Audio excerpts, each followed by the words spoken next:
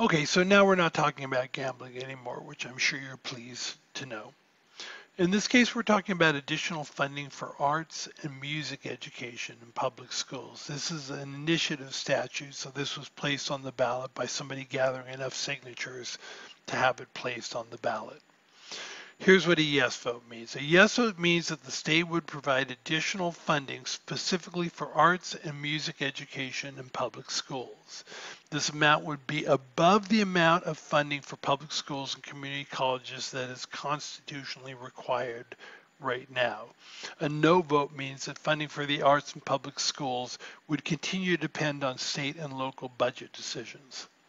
So let's get into the background.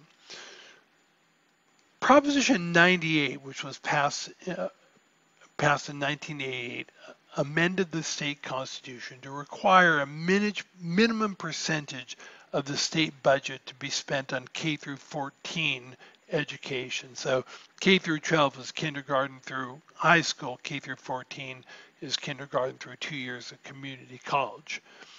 In most years, the state is required to spend about 40% of the general fund, which is like sort of the general operating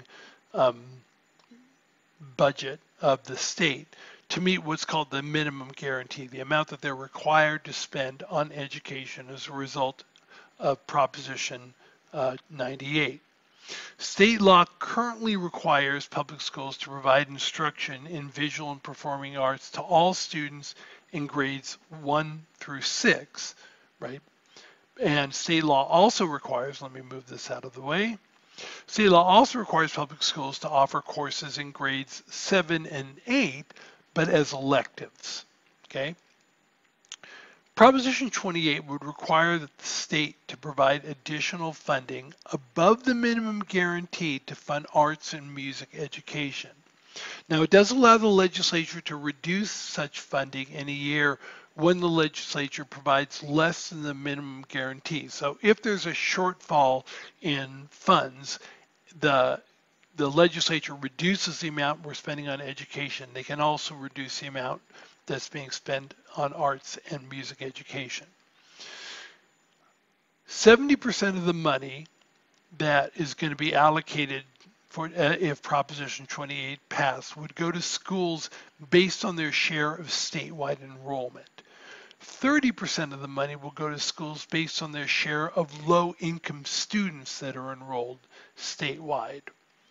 According to the Legislative Analyst's Office, the fiscal effect of Proposition 28 would be to increase state costs for education by about $1 billion annually beginning next year. Here's the argument in favor of Proposition 28. Currently, barely 1 in 5 public schools in California has a full-time arts music program. Arts and music education has been shown to support cognitive development, improve math and reading skills. It's been shown to foster creative and critical thinking and improve self-confidence and mental health outcomes. Arts education has also been linked to improve school attendance and individual students' self-confidence and motivation to learn, and this is particularly true among low-income and other high-risk students. What Proposition 28 would do if passed would be to dedicate nearly $1 billion annually in new funding for the from the state general fund to arts and music education without raising any taxes. It improves equity with the additional funding for schools that serve more economically disadvantaged families. It is the largest investment in arts and music education in the country, $100 million annually, which comes from the general fund, which currently has a $100 billion surplus. The argument in opposition to Proposition 28. Beware of ballot measures that offer something for nothing, even when the goal is a good one. These kinds of propositions invariably call for spending on something popular without providing any money for it. This is referred to as ballot box budgeting. The money has to come from somewhere, though, and it typically means that it comes from the general fund, which is used to pay for a variety of other important services. California has a large budget surplus right now, and when revenue becomes tight in the future, the governor and the legislature will need flexibility. Opponents of Proposition 28 believe that more money for arts and music education is a good thing, and they believe parents should urge their local school boards to make it a higher priority, but not at the expense of other important state expenditures.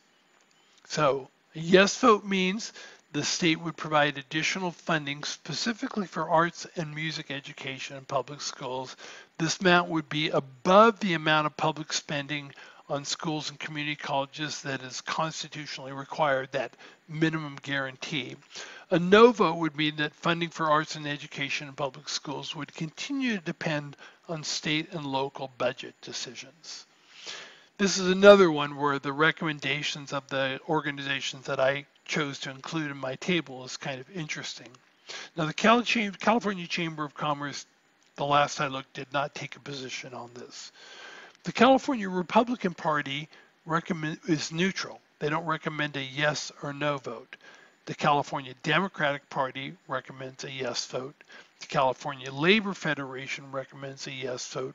The Los Angeles Times recommends a yes vote, as does the Los Angeles Daily News.